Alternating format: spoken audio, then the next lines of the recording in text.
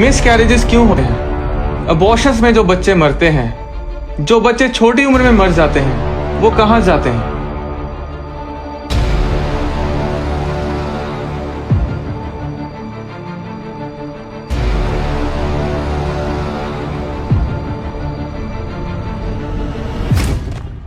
Bible में 1 राजा अध्याय 14 उसकी 12 और 13 आयत में लिखा है, इसलिए तू उठ और अपने घर जा, और नगर के भीतर तेरे पांव पड़ते ही वह बालक मर जाएगा। उसे तो समस्त इजरायली छाती पीट कर मिट्टी देंगे। यारोबाम की संतानों में से केवल उसी को कब्र मिलेगी, क्योंकि यारोबाम के घराने में से उसी में कुछ पाया जाता है जो यहोवा इजराइल के प्रभु की दृष्टि में भला है। यारोबाम का घराना बहुत दुष्ट था। उसने बहुत से घिनौने पाप किए थे, और परमेश्वर ने कहा कि इस घराने में मुझे अगर कोई भली चीज नजर आई है तो उसका बेटा है, पर मैं नहीं चाहता कि वो बेटा इस घर में बड़ा हो और वो भी बड़ा होकर एक दुष्ट राजा बने, और इसलिए मैं इस बच्चे को उनसे ले लूंगा।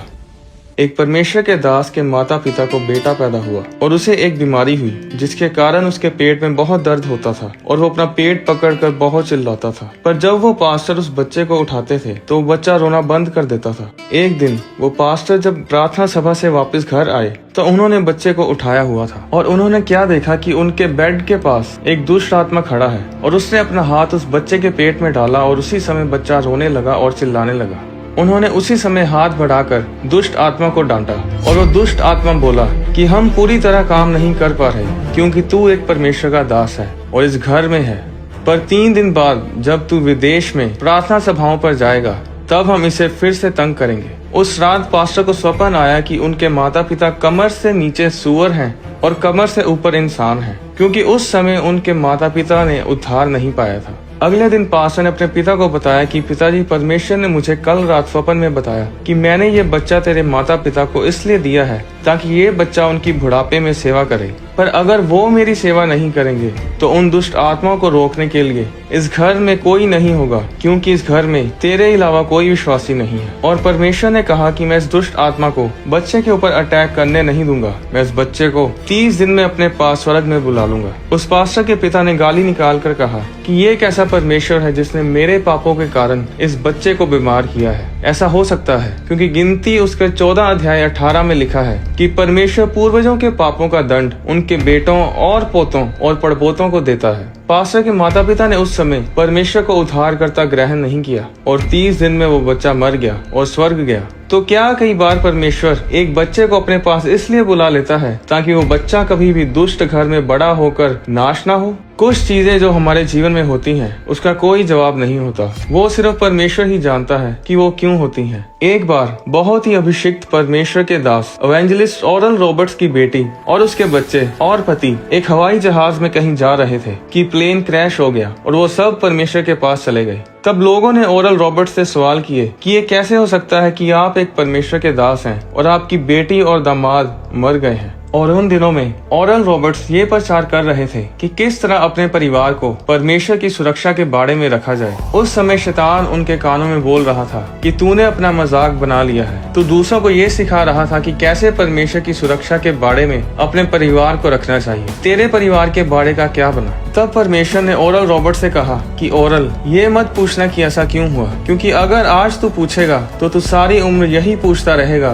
कि ये क्यों हुआ, वो क्यों हुआ। परमेश्वर ने उससे कहा कि मैं तुझे सब कुछ बताऊंगा जब तू स्वर्ग में मेरे पास आ जाएगा। बस याद रख कि सब कुछ मेरे हाथ में है। और इस वचन ने ओरल रॉबर्ट्स को शांति दी। क्यों बुरी चीजें अच्छे लोगों के साथ होती हैं? लूका 13 उसकी 4 के अनुसार जब शीलो का गुम्मट गिरा तो 18 लोग मारे गए, क्योंकि कुछ लोगों ने अपना काम सही तरीके से नहीं किया था। लूका 13 उसकी 1 के अनुसार पिलातूस ने एक त्योहार के दौरान गलीलियों को घात किया। कई बार दुष्ट लोग जब सत्ता में आते हैं तो वो दुष्ट काम करते हैं, मासूमों की जानें लेते हैं जिस तरह आइसिस लेता है। लूका 13 उसकी 11 के अनुसार एक स्त्री थी जिसे 18 साल से दुर्बल करने वाली दुष्ट आत्मा लगी थी और वह कुबड़ी हो गई थी। कई बार दुष्ट आत्मा के कारण लोग मुसीबत में होते हैं, और इस तरह और भी बहुत से कारणों की वजह से लोग मुसीबत में पड़ते हैं। जिस तरह यूहन्ना अध्याय 9 उसकी 3 में हम पढ़ते हैं कि एक जन्म का अंधा इसलिए अंधा नहीं था कि उसने कोई पाप किया था या उसके पूर्वजों ने पाप किया था। वो अंधा इसलिए था ताकि जब परमेश्वर उसे चंगा करे तो लोग परमेश्वर की महिमा करें।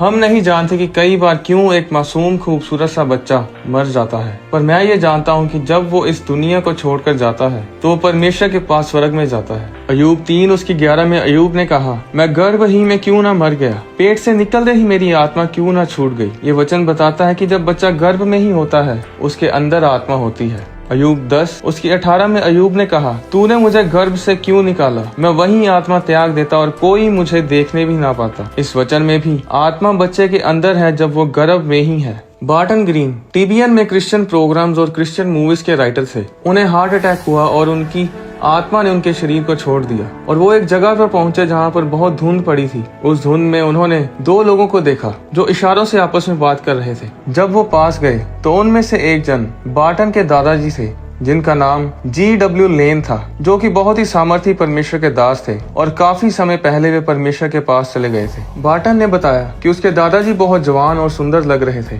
G.W. लेन ने बार्टन को बताया कि बार्टन, तूने अभी 5 चीजें करनी है जो अभी तक तूने की नहीं है, तो इसलिए तुझे वापस धरती पर जाना होगा। जब ये बताकर उनके दादाजी वापस मुड़े तो बार्टन ने अपने कदम उनकी ओर बढ़ाए और G.W. लेन ने कहा कि बार्टन, तू अगर इस तरफ आ गया तो वापस नहीं जा पाएगा। एक सीमा है जिसे तू पार नहीं कर सकता, अगर पार कर गया तो यहीं रह जाएगा। फिर G.W. लेन ने बार्टन को कहा कि बार्टन, मैं तुझे एक बात बताना चाहता हूँ, मुझे लगता है मुझे तुझे ये बता देना चाहिए। उन्होंने कहा कि बार्टन, तेरे बेटे को तुझ पे बहुत गर्व है। जब बार्टन अपने शरीर में वापस आया वो चंगा हो चुका था और इस बात पर हैरान होता रहा कि कौन सा बेटा उस पर गर्व करता है, क्योंकि उसके कोई बच्चा पैदा नहीं हुआ था। उसकी शादी हुई थी, पत्नी गर्भवती नहीं हुई थी, उनका तलाक हो गया था। फिर बार्टन को याद आया कि उसकी पत्नी के मिसकैरेज हुआ था और वो एक बेटा था। जो बेटा उसका मिसकैरेज में मर गया था वो परमेश्वर के पास स्वर्ग में था। क्या आप जानते हैं कि जब बच्चा गर्भ के अंदर धारण होता है उसी समय उसके अंदर आत्मा प्रवेश करती है, इसलिए अबॉर्शन करवाना गलत है। कुछ लोग सोचते हैं कि बच्चे के अंदर आत्मा और सोल तब आती है जब वो 6 महीने का होता है, क्योंकि 6वें महीने में बच्चे की लहू की कोशिकाएं बननी शुरू होती हैं। पर वो लहू की कोशिकाएं शरीर के लिए जीवन है, आत्मा और सोल के लिए नहीं। आत्मा और सोल को लहू की जरूरत नहीं। 1 कुरिन्थियों 15:50 में लिखा है कि मांस और लहू परमेश्वर के राज्य के अधिकारी नहीं हो सकते। लूका 3:15 में लिखा है कि वह पवित्र जो उत्पन्न होने वाला है परमेश्वर का पुत्र कहलाएगा। बाइबल में बहुत बार बच्चे के पैदा होने से पहले ही उसका नाम दे दिया जाता था, लड़का होगा या लड़की बता दिया जाता था। और जब औरत अभी सिर्फ 2 हफ्ते की ही गर्भवती होती है उसे माँ बोल दिया जाता था। मिस कैरेज वाले बच्चे में आत्मा उसी समय दाखिल होती है जब गर्भ धारण होता है। डॉक्टर्स ने बताया कि जब वो टेस्ट ट्यूब बेबी की प्रक्रिया के दौरान पुरुष के स्पर्म को औरत के अंडे के साथ मिलाते हैं तो उन्हें पता होता है कि ये बच्चा बनेगा, क्योंकि जैसे ही वो स्पर्म और अंडा मिलते हैं तो उसी समय एक बिजली की तरह रोशनी चमकती है। ये न्यूज 2016 में अमेरिका के फोक्स न्यूज चैनल और लंदन के टेलीग्राफ न्यूज़पेपर में भी छपी थी। ये रोशनी तब चमकती है जब आत्मा अंडे और स्पर्म में आती है, और जैसे जैसे शरीर बढ़ता है उसी तरह आत्मा और सोल बढ़ते जाते हैं। बहुत साल पहले मार्गरीटा डेविस जब बहुत बीमार थी और अपने आखिरी सांसों में थी तो उसने स्वर्ग में एक छोटे बच्चों का स्वर्ग देखा, जहाँ पर सभी छोटे बच्चे और मिस कैरेज वाले बच्चे थे और उन सभी को एक एक स्वर्गदूत उनकी निगरानी के लिए दिया गया था। वो एक छोटे बच्चों की नर्सरी के जैसा था और जब वो एक उम्र तक बड़े होंगे तब उन्हें एक दूसरे लेवल में भेजा जाता था। उन्हें यीशु मसीह के बारे में बताया जा रहा था कि यीशु मसीह कौन है, वो कैसे धरती पर मनुष्य बनकर आए और मारे गए और गाड़े गए और तीसरे दिन मुर्दों में से जी उठे।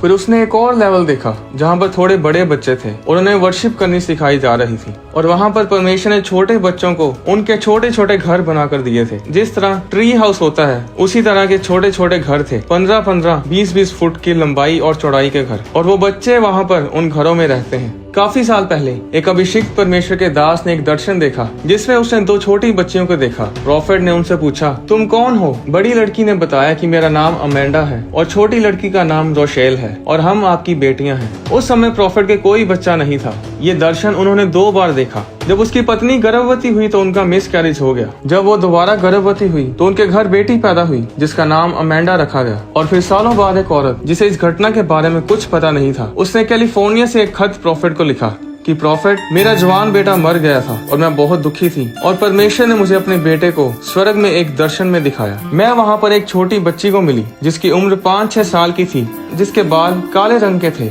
जब मैंने उससे पूछा कि तुम कौन हो, तो उसने कहा कि मैं प्रॉफिट की बेटी हूँ। उस औरत को नहीं पता था कि प्रॉफिट के घर मिस कैरेज हुआ है। ये वही बेटी थी जो मिस कैरेज में मर गई थी।